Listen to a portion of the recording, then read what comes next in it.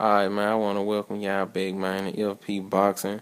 And this just a quick shout out to all the boxing channels that are actually pushing news and pushing boxing history, in the faces of a lot of casuals or people who really haven't, been around the sport for a while, disappeared and trying to come back, and pushing the importance of having a undisputed champion, which right now, I believe in this time, the only thing we got right now to get this close is Terrence Crawford and Julius Indongo. Both fighters been in the news and they've been saying certain words and trying to get together. Neither one scared to fight each other, and they really trying to make this unification bout to become undisputed.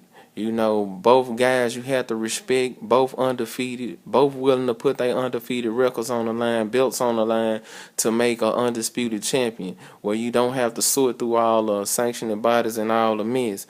The IBF, hopefully they don't get in the way of making this thing happen where they want to try to strip Indongo for not facing some guy who hasn't earned the spot to be a mandatory.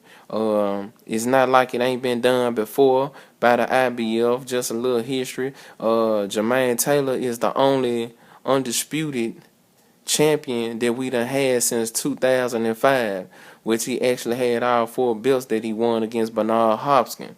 The IBF actually stripped him for rematching against Bernard Hopkins and having a mandatory in Arthur Abraham. So he gets stripped by the IBF, where when he rematched Bernard Hopkins, it wasn't a unification bout or a undisputed champion fight. So I think a lot of times back then they was only recognizing 3 belts as well at the same time, and I believe it was just the WBA, the WBC, and the IBF, which Zab Judah, I think on paper, is actually being considered being undisputed, which he ended up losing his belts to Carlos Baldomir, who actually lost the WBC and the WBA belt behind sanctioning fees.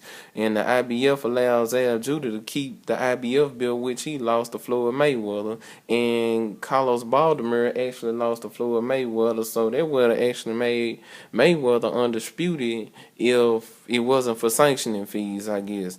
So it's just some crazy mess, man, with a lot of these sanctioning bodies.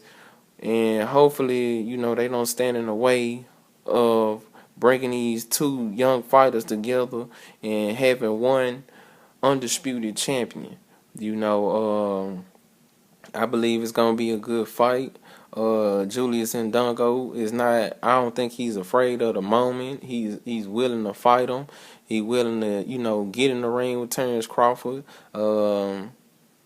I mean, just looking at Indongo, he is slick, but Terrence Crawford is really kind of on another level right now, and I'm hoping Bob Arum and, a lot of boxing casuals and people out there are actually, trying to push for this to happen. Hopefully they hear the voices of the people and actually try to make this fight happen. Hopefully the powers to be, bring these 2 guys together, man, and actually make this happen. If the announcement does get made, hopefully I can get a chance to make another video to it and try to keep y'all in tune with what's going on out here. Thanks.